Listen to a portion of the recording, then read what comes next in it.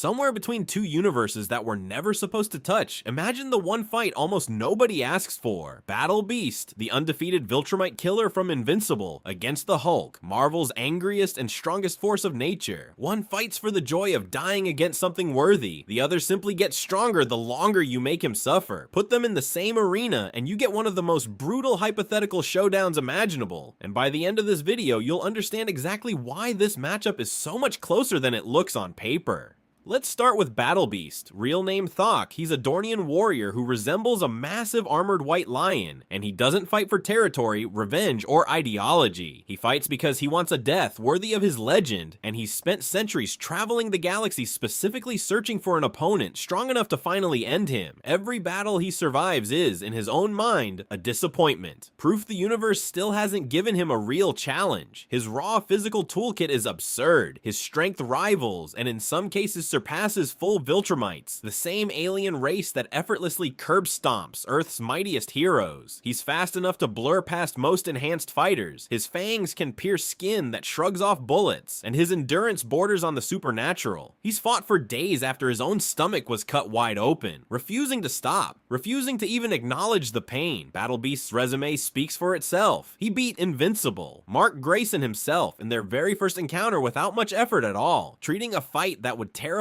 most heroes like a warm-up round. That's not a lucky win, that's a baseline for how dangerous this creature is before he's even started trying. His skill ceiling gets even scarier. Battle Beast's raw combat ability matches or exceeds Conquest, one of the most feared Viltrumite enforcers in the galaxy, a being built specifically to punish planets that resist Viltrumite rule. Trading blows evenly with that level of threat puts Battle Beast in a tier most named superheroes never sniff in their entire careers. And then there's his final battle. He went blow for blow with Thrag, the strongest Viltrumite alive, ruler of an empire built on genocide, in a fight so brutal and so personal it became one of the most talked about death scenes in the entire series. He didn't win that fight, but he made Thrag bleed for every single inch, and he died smiling, because that fight was everything he'd been chasing his whole life. So here's Battle Beast's tale of the tape. Viltrumite tier, strength and speed, elite predator senses, fangs and claws that can cut through superhuman defenses, and pain tolerance that borders on non-existent. His one real weakness is that his power has a ceiling. A very high one, but a ceiling nonetheless. He's the single most dangerous being in his weight class, but his weight class has a top end. Now let's talk about the Hulk. Bruce Banner's gamma-fueled alter ego is built entirely differently from almost every other strong character in fiction. The angrier he gets, the stronger he becomes, with functionally no known ceiling. Most strength-based characters have a maximum. Hulk's rage engine doesn't seem to have one, which is exactly what makes him so terrifying to write a fair fight against. It matters which Hulk you're talking about too. Savage Hulk is raw, nearly mindless fury, dangerous but sloppy. Professor Hulk merges Banner's genius with Hulk's power, giving him control alongside the strength. But the version that matters most here is the one that shows up when the anger stops being managed entirely. Worldbreaker Hulk, the form the Hulk reached during World War Hulk, after being exiled to the gladiator planet Sakaar and betrayed by the heroes he once trusted. Writer Greg Pak described this state bluntly. Hulk was stronger than any mortal and most immortals who ever walked the earth. That's not hyperbole for a comic panel. That's the actual design intent for this version of the character. He wasn't written to be beatable in a straight fight. He was written to be a natural disaster wearing a face. Worldbreaker Hulk's resume is almost comically overwhelming. In a single arc, he defeated the Fantastic Four outright. He took down the X-Men and X-Force simultaneously. He beat the assembled Illuminati, one of Marvel's most powerful secret councils. He dropped Red Hulk and shrugged off the unstoppable Juggernaut like a speed bump. And the strength feats only get more absurd from there. He's shown supporting a 150 billion ton mountain on his back without buckling. He's overpowered a bunker specifically engineered to survive an explosion in the multi-thousand megaton range. He held an entire collapsing alien planet together using nothing but brute physical force, buying time for billions of lives. So here's Hulk's tale of the tape, a strength ceiling that scales past planetary in his angriest state, gamma radiation output that can level cities on its own, functional invulnerability to conventional injury, and a rage mechanic that punishes every single hit you land on him. His one real weakness is that he's not always at that ceiling. The version of Hulk you fight in Minute 1 is measurably weaker than the version still standing in Minute 10, so let's set set the stage. Picture a battlefield that doesn't belong to either universe. A cracked, ruined arena somewhere outside of continuity, built purely so these two forces of nature can finally answer the question fans have been arguing for years. No allies, no plot armor, just Battle Beast's centuries of unmatched skill against Hulk's bottomless well of rage. Round 1 starts exactly how you'd expect. Battle Beast doesn't hesitate, doesn't calculate, doesn't wait for an opening. He charges straight into Hulk's chest with a war cry, fangs and claws first, testing immediately whether this green giant is finally the opponent worth dying for. The impact alone levels several city blocks and sends a shockwave through the ground for miles. Here's the terrifying part for Battle Beast though. The harder he hits, the worse his own math gets. Hulk's rage compounds with every wound, every broken bone, every moment of humiliation, meaning the version of Hulk absorbing hits in round 1 is objectively the weakest version of Hulk that will exist in this entire fight.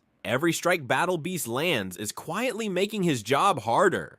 But Battle Beast's endurance is exactly the kind of absurd that keeps him in the fight anyway. He's already proven he can fight for days on a torn open stomach without slowing down once. Where a normal warrior taps out from pain, Thok just grins wider, blood pouring from his jaws, and comes back swinging for more. Because pain was never the deciding factor for him. Glory was. He starts fighting smarter too, targeting joints, angles, and pressure points the way he did against Thrag, trying to bleed the Hulk through sheer technique rather than brute force alone. For a few brutal exchanges, it almost works. Hulk staggers, roars, and for one fleeting moment looks like he's actually feeling the damage stacking up. But that's exactly the problem. Feeling the damage is the trigger, not the solution. Every stagger, every roar, every visible injury is Hulk's power output climbing another notch. Battle Beast's excellent technique is, ironically, accelerating the exact process that makes him harder to beat. The turning point comes down to one brutal question: can raw Viltrumite tier physical skill and bottomless pain tolerance outfight a rage engine with no known upper limit? Battle Beast lands strikes here that would end Thrag outright. Hulk barely seems to register them past a certain threshold, and that's the moment the fight quietly stops being close. By the time Hulk reaches full world breaker output, he's already demonstrated he can hold a fracturing planet together with his bare hands. Battle Beast, for all his ferocity and unmatched galaxy-wide reputation, has simply never had to withstand something whose baseline power scales past planetary. The gap at this point becomes too wide to fully close, and yet Thok doesn't stop swinging. Battered, bleeding, one eye swollen shut, he plants his feet and comes back for one final charge. Because for him, going out against the single strongest thing he's ever faced isn't a loss. It's the exact death he's spent centuries searching for, and he finally found it. Now picture the alternate version of this fight. Give Battle Beast a Viltrumite ally, or drop him into this fight already mid-battle rather than fresh, and the math shifts. Chip away at Hulk's stamina before Battle Beast even arrives, and suddenly that early damage for rage trade stops favoring Hulk quite so cleanly. It's still an uphill fight, but a noticeably less one-sided one. That's the cruel irony at the heart of this matchup. Hulk's win condition is simply survival, but Battle Beast's win condition was never survival to begin with. It was finding an opponent big enough to make the fight matter. Whether the Hulk ultimately breaks him or not, Thok gets the one thing he actually wanted his entire life. So, does centuries of Viltrumite crushing skill and an unbreakable will beat a monster whose strength has no known ceiling? Let us know your verdict in the comments, and subscribe for more what-if breakdowns across the biggest names in Marvel, DC, Invincible, and beyond.